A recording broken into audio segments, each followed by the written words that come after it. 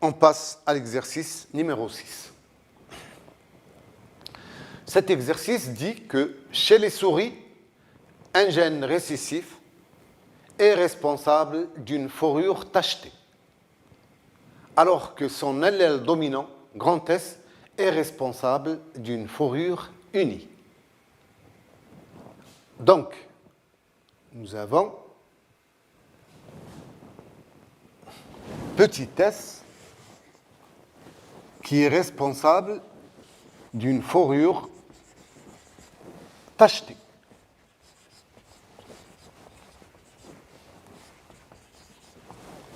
Et nous avons l'allèle dominant, grand S, qui est responsable d'une fourrure unie.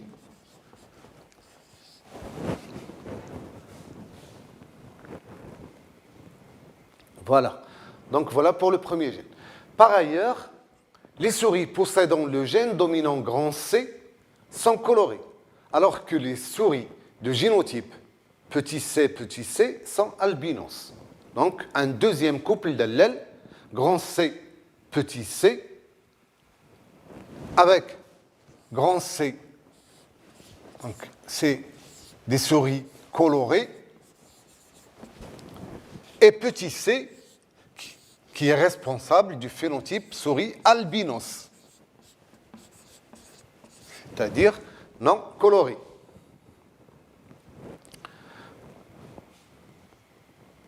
Enfin, la coloration noire est due au gène dominant grand B et la coloration marron à son allèle récessif petit b.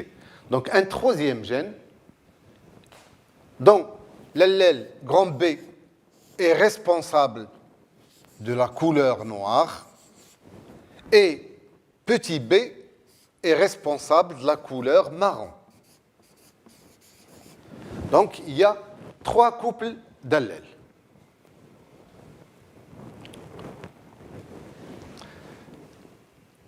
Et vous avez le génotype petit c qui est épistasique à la fois sur les loci B et S. Donc voilà, petit c, donc petit c est épistasique sur, donc épistasique à la fois sur le loci B et S. Donc épistasique sur B et S. C'est-à-dire, quand vous avez les génotypes petit c au niveau de ce locus, B, les loci B et S ne vont pas s'exprimer. C'est-à-dire, chaque fois qu'on a petit c, on va avoir des souris qui sont albinos. Peu importe les génotypes des autres loci. Voilà donc les données. Qu'est-ce qu'on demande? On demande quelles seront les proportions phénotypiques parmi les descendants issus d'un croisement entre parents hétérozygotes aux 3 loci.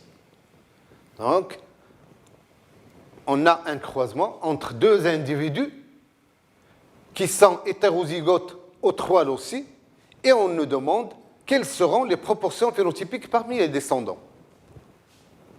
Donc, le croisement, c'est le suivant. Donc, vous avez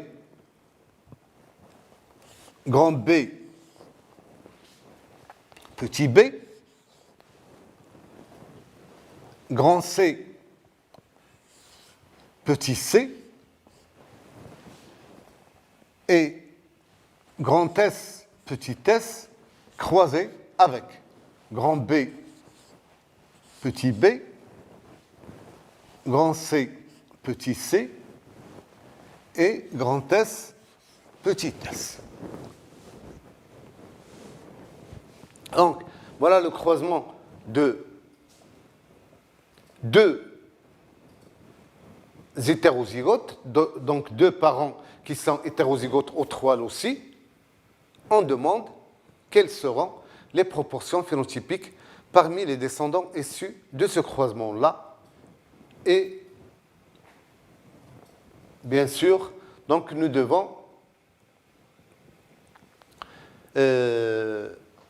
donner les différents génotypes qui vont être obtenus à partir de ce croisement-là. Donc là, nous avons 3 loci. Et bien sûr, chaque parent, il va produire 8 types de gamètes. 8 types de gamètes. Et au niveau de la population, de ce croisement-là, on va avoir 64 combinaisons gamétiques. 64 combinaisons gamétiques. Et on avait vu dans le cours, ces 64 combinaisons gamétiques donnent les 8 classes génotypiques. Non, donc on verra les classes génotypiques qui vont être produites et on a ces classes qui ont des proportions de 27 sur 64, 9, 9, 9, 3, 3, 1. Donc, ces classes génotypiques-là, vous avez la première qui a une proportion de 27 sur 64, ce sont les génotypes où il y a au niveau de chaque locus au moins un allèle dominant. C'est-à-dire un allèle dominant grand B, un allèle dominant grand C et un allèle dominant grand S au niveau de chaque locus. Et au niveau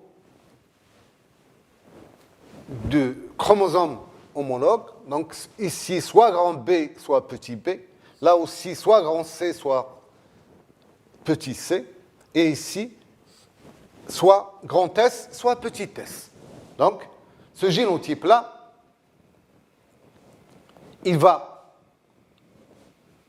avoir une proportion de 27 sur 64. Deuxième génotype, qui a une proportion de 9 sur 64, c'est le génotype qui va avoir au moins un allèle dominant au niveau de ce locus et au moins au niveau du locus du gène C et récessif pour le locus du gène S. Troisième classe génotypique, qui a une proportion aussi de 9 sur 64. Là, on va dire qu'ils vont avoir au moins un allèle grand B au niveau du locus du gène B et au moins un allèle grand S au niveau du locus du gène S.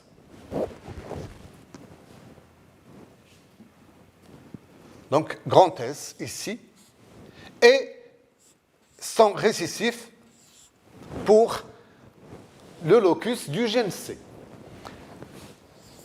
Une autre classe génotypique qui a également une proportion de 9 sur 64, ce sont les génotypes qui ont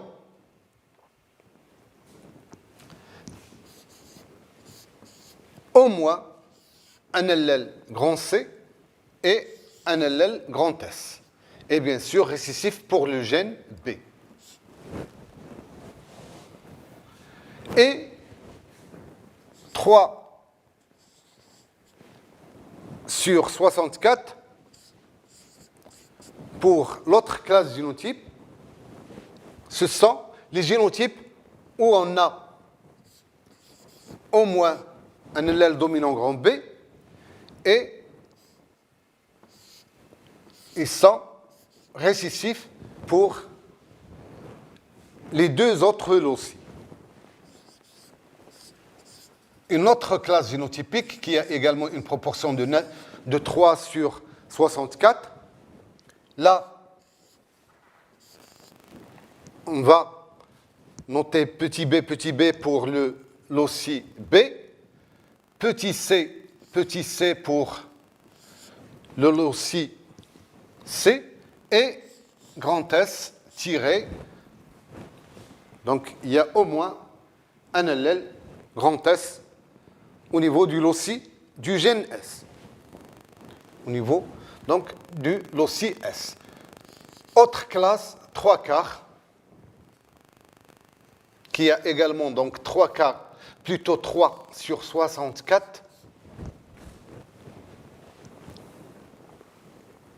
Donc là, il va être homozygote ici, homozygote pour S, et il y a au moins un allèle grand C. Donc, c'est petit b, grand C tiré, petit s, et le dernier génotype qui a une proportion de 1 sur 64, c'est le triple homozygote récessif. Petit b, petit c, petit s.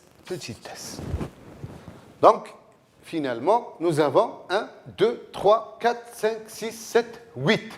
8 classes génotypiques dont les proportions sont ici. Alors, rappelez-vous qu'on nous a dit que le gène B est responsable de la coloration noire. Petit b, marron. Petit s, fourrure tachetée. Grand S, fourrure unie. Grand C, coloré. Petit c, albinos. Donc voilà.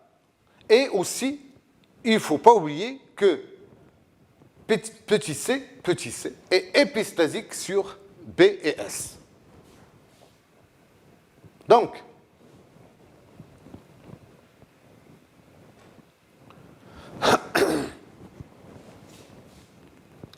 alors, pour donc, ces classes génotypiques, vous avez grand C, on va avoir donc une fourrure colorée, donc des souris colorées. B, c'est noir. Et S sont des souris qui présentent une fourrure unie. Donc ici, c'est noir. Donc des souris noires unies. Souris noires unies. Là, on va avoir des souris, grand C, donc c'est coloré, noir tacheté. Donc souris noire tachetée.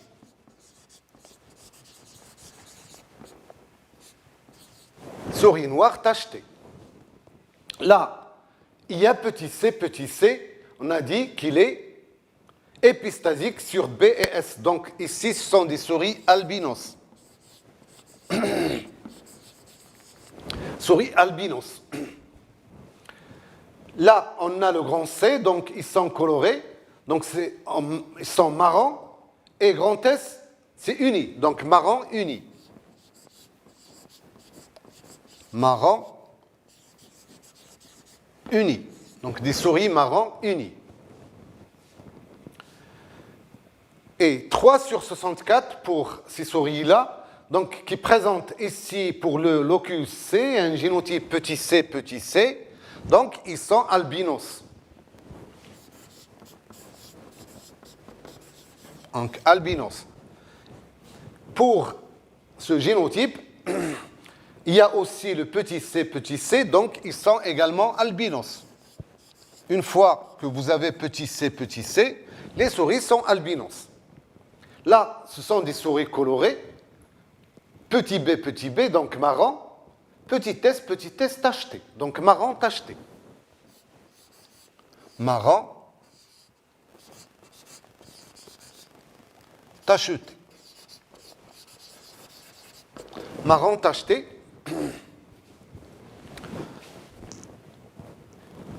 Et enfin, vous avez ce triple homozygote récessif où vous avez petit c, donc ce sont des souris albinos. Donc finalement, nous avons, pour les albinos,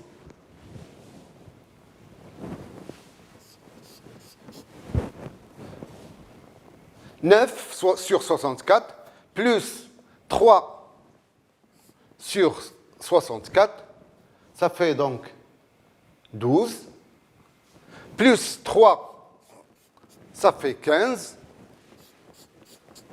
donc plus 1 sur 64, ça fait 16 sur 64. Donc, nous avons pour les albinos une proportion de 16 sur 64. Donc, les albinos, 16.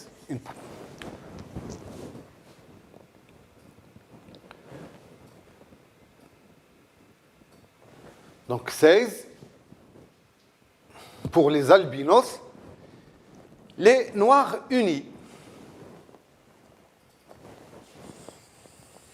Les noirs unis. Les noirs unis, une proportion de 27 sur 64. Donc, noirs unis.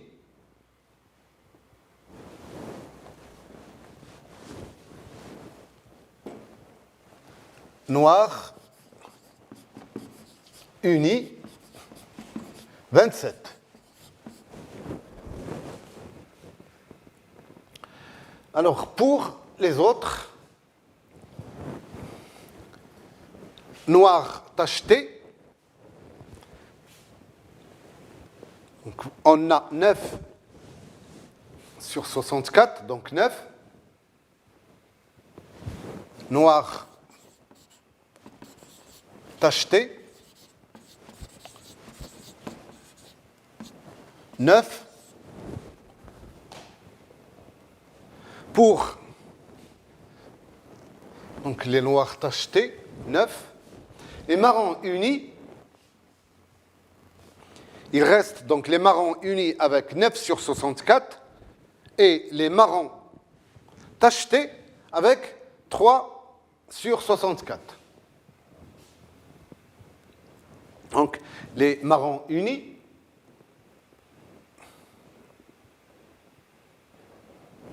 marron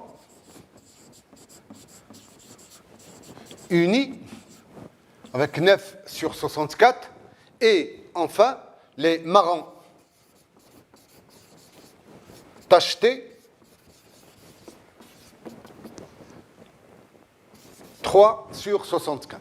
Donc voilà donc les proportions. Donc 16, 27, 16, 9, 9, 3.